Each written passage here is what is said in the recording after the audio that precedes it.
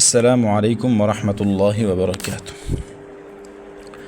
رب یسر ولا تعسر وتمم بالخیر وبک نستعین یا فتاح یا علیم رب زدنی علما رب زدنی علما رب زدنی علما۔ سورۃ الفاتحہ مکی صورت ہے۔ ہم سبق کا آغاز کر رہے ہیں ابتدائی تلاوت ابتدائی صورت سے۔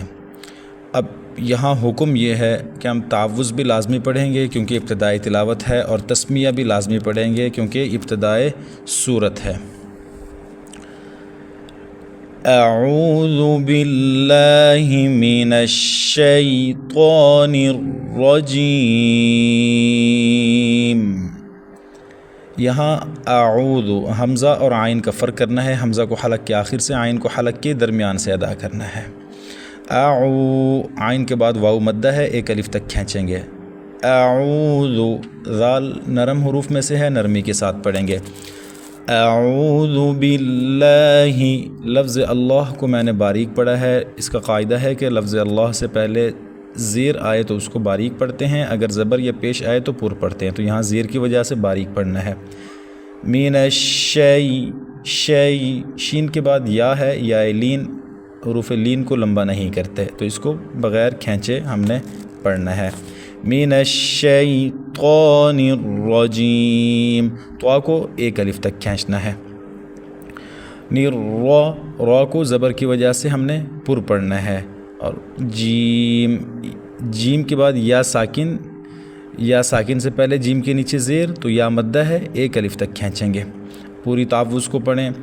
اعوذ باللہ من الشیطان الرجیم، بسم اللہ الرحمن الرحیم۔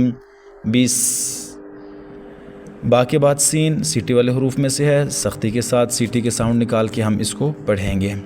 بسم اللہ، لفظ اللہ سے پہلے میم کے نیچے زیر ہے تو اس کو باریک پڑھیں گے۔ بسم اللہ الرحمن، ہا یہ بھاری حروف میں سے ہے، حلق کے آخری حصے جو سینے کے ساتھ متصل ہوتا ہے وہاں سے اس کو ادا کرنا ہے۔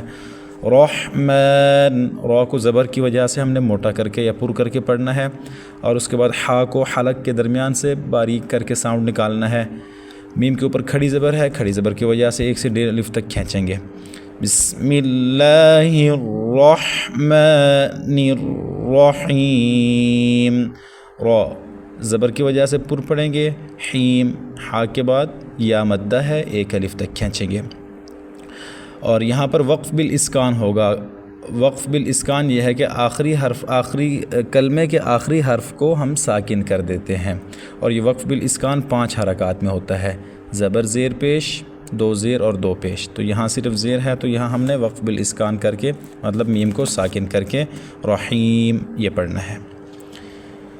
الحمد للہ رب العالمین،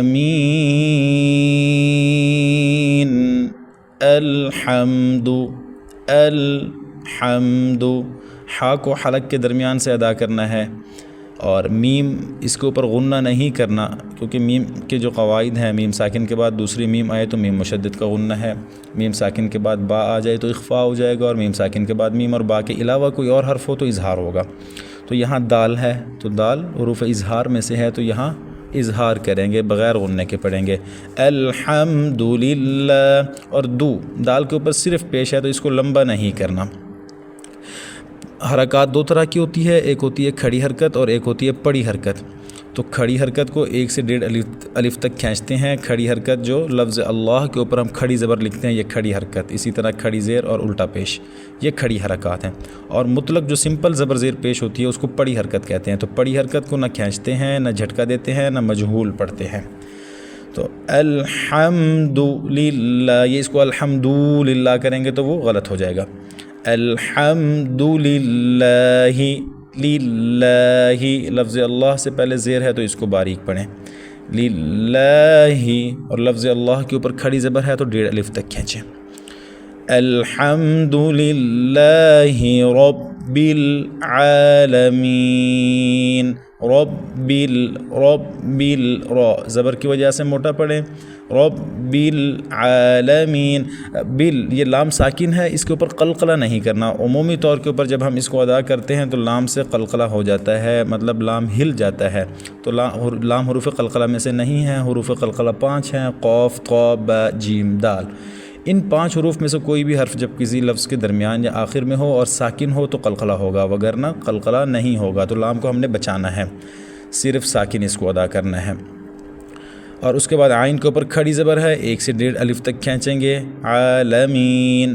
میم کے بعد یا ساکن، اس سے پہلے زیر، تو یا مدہ ہے. اور وقف یہاں پہ کریں گے، آخری حرف کو ساکن کر دیں گے کیونکہ آخر میں صرف زبر ہے.